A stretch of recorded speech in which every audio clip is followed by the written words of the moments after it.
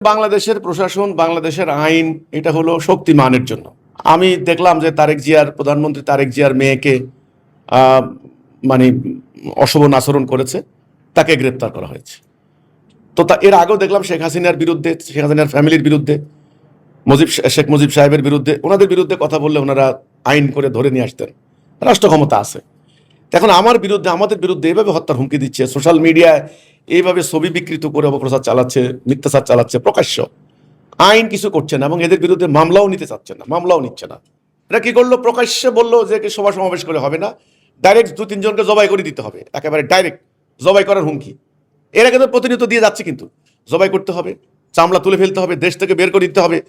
এই যে উগ্রবাদী চিন্তা ভাবনা, এই যে উগ্রবাদী কথাবার্তা, আমরা বলেছি ওরা পাগল হয়ে গেছে। আজকে জনগণের সামনে ওদের চেহারা উন্মোচিত হয়েছে। ওরা জনগণের ভেতরে এতদিন ধরে একটা দরবেশী ভাব নিয়েছিল, কিন্তু ওদের ভেতরে জঘন্য, বিশেষ করে ওনাদের মাদ্রাসায় তো বলৎকার হচ্ছে। তো এই ধরনের অন্যায়, অবিচার, জুলুমের বিরুদ্ধে তারা কোনো কথা বলেন না। তারা হিজবুত তৌহিদের বিরুদ্ধে আদা জল খেয়ে নেমেছেন কেন? গতকালকে কিন্তু আপনাদের বিষয়ে তারা কেন এরকম এতটা হাট জবাই করার মতো একটা হুমকি দেওয়া হয়েছে আপনাদেরকে? এটা একটা প্রশ্ন, আপনি যেটা প্রশ্নটা করলেন খুব গুরুত্বপূর্ণ, যে বাংলাদেশে কত ধরনের অন্যায়, অবিচার, অশান্তি হচ্ছে, বিশেষ করে ওনাদের মাদ্রাসায় তো বলৎকার হচ্ছে। তো এই ধরনের অন্যায়, অবিচার, জুলুমের বিরুদ্ধে তারা কোনো কথা বলেন না। তারা হিজবুত তৌহিদের বিরুদ্ধে আদা জল খেয়ে নেমেছেন কেন? গতকালকে কৃষিবিদ ইনস্টিটিউশন, তার রাজধানীর মধ্যে, তারা কি একটা পরিষদের নাম বললেন, রাবেতা কি আইমা পরিষদ, যাই হোক এরকম একটা, এ ধরনের বহু নাম আছে। শুনেন, এরা কি করলো? প্রকাশ্যে বললো যে সভা সমাবেশ করে হবে না, ডাইরেক্ট 2-3 জনকে জবাই করে দিতে হবে, একেবারে ডাইরেক্ট জবাই করার হুমকি। এরা কিন্তু প্রতিনিয়ত দিয়ে যাচ্ছে, কিন্তু জবাই করতে হবে, চামড়া তুলে ফেলতে হবে, দেশ থেকে বের করে দিতে হবে। এই যে উগ্রবাদী চিন্তা ভাবনা, এই যে উগ্রবাদী কথাবার্তা, আমরা বলেছি ওরা পাগল হয়ে গেছে। আজকে জনগণের সামনে ওদের চেহারা উন্মোচিত হয়েছে। ওরা জনগণের ভেতরে এতদিন ধরে একটা দরবেশী ভাব নিয়েছিল, কিন্তু ওদের ভেতরে জঘন্য। হ্যাঁ, কবরের মতো, কবরের উপরেরটা খুবই সুন্দর দেখেন, ভিতরে কিন্তু মরা মানুষের হাড় গোড়ে পূর্ণ। তো আজকে ওরা এই অবস্থা। এখন আপনি বললেন যে আমাদের বিরুদ্ধে কেন নামছে? আমরা কোনো ওদের কাছে আইলে পা দেই নাই, আমাদের সাথে ওদের কোনো আত্মীয়তারও কোনো সম্পর্ক নেই, কোনো লেনদেনও নাই, তাহলে ওরা কেন আমাদের বিরুদ্ধে লাগছে? আমরা এই সত্যটা তুলে ধরছি যে ধর্মের নামে বিনিময় নেওয়া নিষেধ। ধর্মকে রাজনৈতিক স্বার্থে, ব্যক্তি স্বার্থে ব্যবহার করা, এটার নাম ধর্ম ব্যবসা। আমরা ধর্ম ব্যবসার বিরুদ্ধে কথা বলেছি।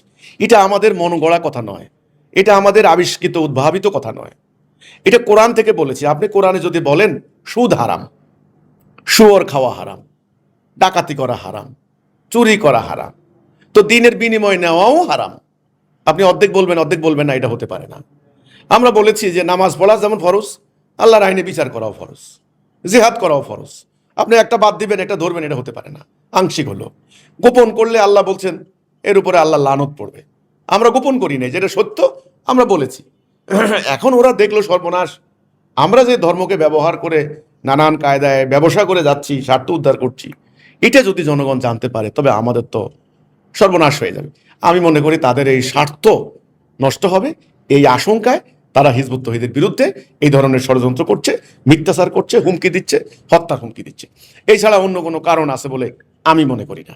আমরা দেখলাম অনেকে সোশ্যাল মিডিয়ায় অপপ্রচার করলে, কারো ছবি বিকৃতি করলে অনেক সময় মামলা হচ্ছে, গ্রেপ্তারও হচ্ছে, কিন্তু আপনাদের বিরুদ্ধে সরাসরি হত্যার হুমকি দিচ্ছে। এই ব্যাপারে আসলে প্রশাসনের ভূমিকাটা কি? না, আমাদের বাংলাদেশের প্রশাসন, বাংলাদেশের আইন এটা হলো শক্তিমানের জন্য। আমি দেখলাম যে প্রধানমন্ত্রী তারেক জিয়ার মেয়েকে আহ, মানে অশোভন আচরণ করেছে, তাকে গ্রেপ্তার করা হয়েছে। তো এর আগেও দেখলাম শেখ হাসিনার বিরুদ্ধে, শেখ হাসিনার ফ্যামিলির বিরুদ্ধে, শেখ মুজিব সাহেবের বিরুদ্ধে, ওনাদের বিরুদ্ধে কথা বললে ওনারা আইন করে ধরে নিয়ে আসতেন। রাষ্ট্র ক্ষমতা আছে। এখন আমাদের বিরুদ্ধে এইভাবে হত্যার হুমকি দিচ্ছে, সোশ্যাল মিডিয়ায় এইভাবে ছবি বিকৃত করে অপপ্রচার চালাচ্ছে, মিথ্যাচার চালাচ্ছে প্রকাশ্য। আইন কিছু করছে না এবং এদের বিরুদ্ধে মামলাও নিতে চাচ্ছে না, মামলাও নিচ্ছে না। কারণ 2-1 জায়গায় মামলা নিলে তারা হুমকি তামকি দিচ্ছে, উকিলরা ভয় পায়। উকিলদের কথা হলো হুজুরদের বিরুদ্ধে মামলা নেওয়া যাবে না। তো এই যে একটা আতঙ্ক, একটা ভয়ের কাছে সবাই সারেন্ডার করেছে। এই ভয়ের কাছে সারেন্ডার করেছে উকিলরা, এই ভয়ের কাছে সারেন্ডার করেছে সবাই। আইন শৃঙ্খলা বাহিনী পর্যন্ত ভয়ে এদের মামলা নিতে চায় না। তো আমি মনে করি ভয়ের উপর দীর্ঘদিন তারা বেঁচে থাকতে পারবে না। মানুষের ভালোবাসা, শ্রদ্ধার সম্মান যখন উঠে যাবে, ভয় দিয়া বেশি দিন তারা টিকতে পারবে না। তো এই হলো কথাটা, এটা দুঃখজনক। আইনের সুরক্ষা পাওয়ার অধিকার আমি মনে করি সকলের আছে, আমাদেরও আছে। ওরা আমাদের বিরুদ্ধে হুমকি দিচ্ছে, আমি বলবো সরকারকে, আইনশৃঙ্খলা বাহিনীকে, প্রশাসনকে, আদালতকে যে আমাদের বিরুদ্ধে আইনের সুরক্ষা দেওয়া হোক, এদের বিরুদ্ধে আইনগত যথাযথ ব্যবস্থা নেওয়া হোক। এছাড়া আমি আর কি বলতে পারি।